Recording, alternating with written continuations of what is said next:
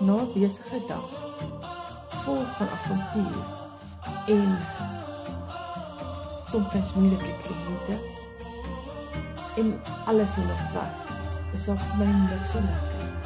om rustig te word, stil te word, met my gunsteling koning, dan